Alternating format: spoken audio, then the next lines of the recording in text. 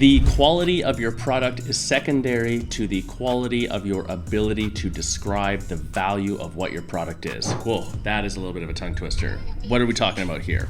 Your ability to communicate the value that you offer is more important than what the product actually is. That's the era of marketing rule.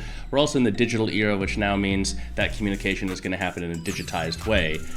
It doesn't mean that you don't need to have good technical skill, that you don't need to have a good product, but how you actually communicate your product, get people enthusiastic about it, that's what really is going to matter in terms of people even trying it out in the first place. Let's make this even simpler to consider. You might be the greatest yoga teacher on the planet, however we judge that, but if I don't understand why I need to come and take your class and the value that it's going to offer me, and I'm not compelled to sign up in the first place, I will never even come and experience that class to know how great you are.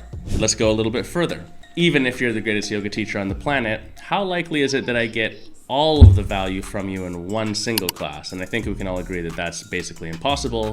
The first tenet of success in yoga and business and life and everything is you have to do it multiple times. There's a consistency factor that has to be there. So what does this mean?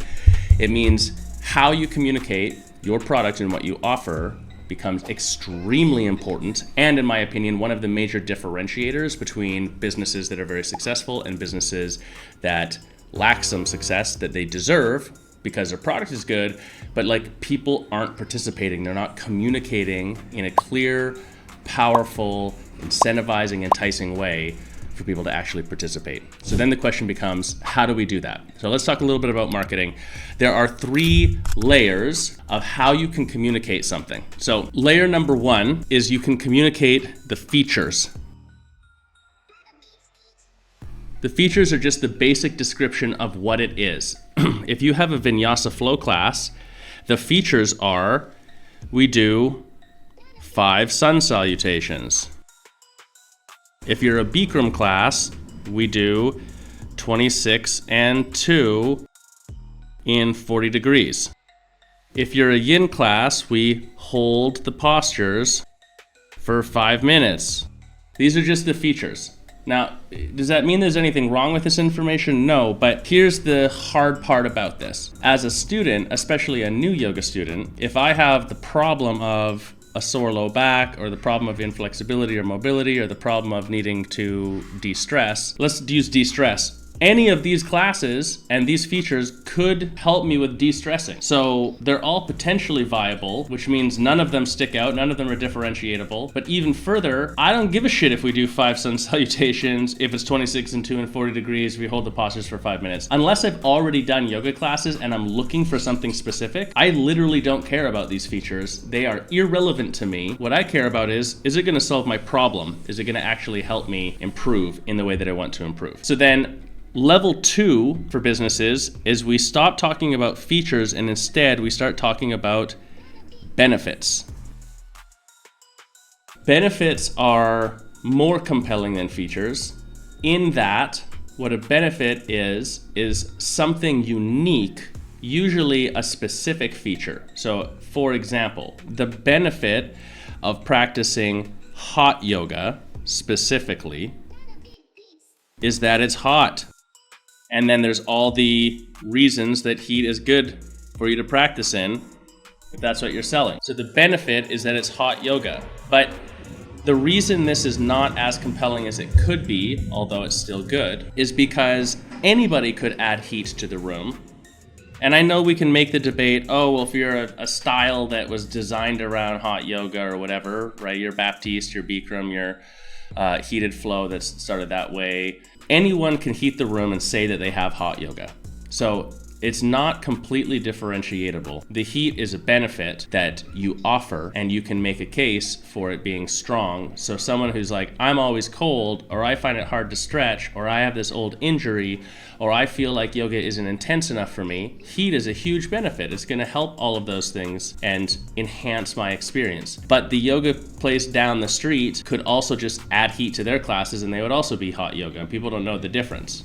So the minutia of the details don't matter. Conversely, I've done many hot yoga classes in a hotel room, in my house, whatever, where I just turn on a hot shower and just get it really warm in the room. Or you like sit in a sauna first and then jump out and do yoga. So this is a benefit, but it's still not as compelling as we could make it. Now, does that mean you don't communicate these things? No, that's not what I'm saying. You still have to communicate features and benefits. But what we stereotypically see is that most people are only talking about features and only talking about benefits, when really the third layer, the most powerful one, is we start talking about transformations. In the end, the most compelling thing, the thing that I care about the most, is who do I become? And also transformation, what is the problem that you solve?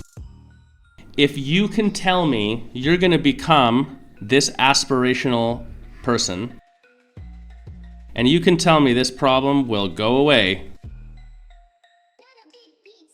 then the benefit of you having a heated room and the feature of the specificity of your class, or the fact that your teachers did a 200-hour teacher training, whatever else, don't matter at all. If you really can convince me this and this, aspirational identity, and that you're going to take away the problem that I want, that's the transformation. Everything else is irrelevant. Even to the point that if I'm really heavily convinced and I really deem this as valuable and I really think that I want to become this person and I want to get rid of this issue, even your price doesn't matter anymore. It's either within my means of purchase or it's not, and that's it. So I will pay a higher price if I'm convinced on these things for the same product, just because this is communicated to me and the product gives it to me, versus someone who has basically the same product but cannot communicate these things. Now, the other thing to consider with transformation from a marketing advertising standpoint, and this is the additional detail. For those of you who've been in the YC for a while, you've heard us talk about this concept maybe a little bit before. But here's the additional detail you have to start to layer in. Once you've figured out what's the transformation that you're offering, then you have to look at it through the filter of emotion. Transformations are emotional in nature. That's the key. All buying decisions are made emotionally first and then backed up with rationale. If you have the feature of, I'm going to use Bikram yoga as an example, 26 and 2 in 40-degree heat, benefit of the heated yoga and the beginner friendliness of the posture sequence and the consistency.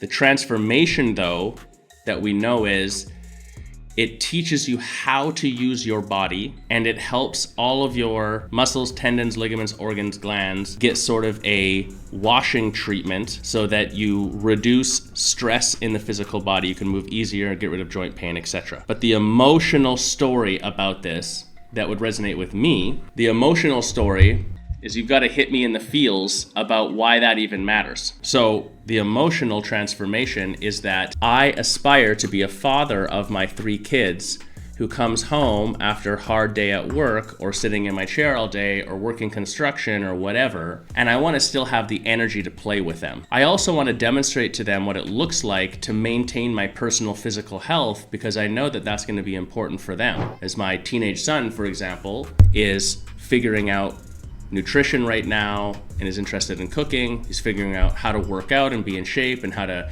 be athletic. I want him to understand and learn and be demonstrated from me that I'll prioritize my health too, and that you don't get old and suddenly can't do things. You have to maintain that. It's something that is a little bit of a life chore that you have. So the emotional story might be when you come home and you're just literally out of steam at the end of the day, and it's painful for you to play on the playground with your daughters, and you're representing for your son sitting on the couch complaining about your bum knee and talking about the nostalgia of when you used to play hockey in the past. I'm using elements of my story. Versus when you practice with us all the time and we put you in this environment that makes it easier for you to move with this sequence that has these specific features, and it will transition you to become this person that has more energy and is free from pain, ailment, and disease in your body.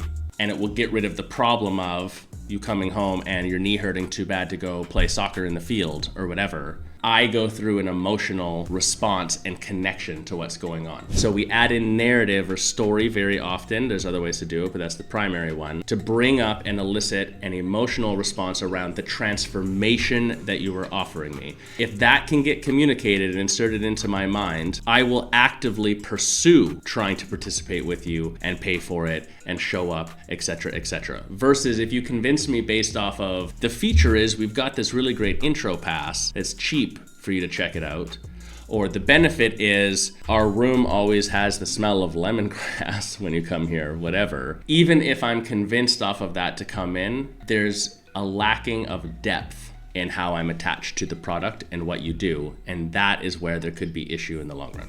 What do you guys think about it? Here's the question. Comment down below. What is the transformation you offer? Now I know there's multiple transformations, so you have to pick one, just one. It's got to be the biggest one. It has to be the one that applies to most people. It's the experience that you're offering. What is the transformation that you actually offer? What's the aspirational identity or the major problem that you solve? You're going to transform people from here to here. What is that transformation? One thing, and you have to write it in one sentence. It can be a little bit of a run-on sentence, but that's the challenge. Post in the comments down below. Best one, I don't know. We'll break them down. I'll do some more videos on them. Best one will win something, or I don't know. I'll surprise you guys. But post it down below. What's your transformation? One sentence, one thing. All right. Talk to you guys soon. Peace.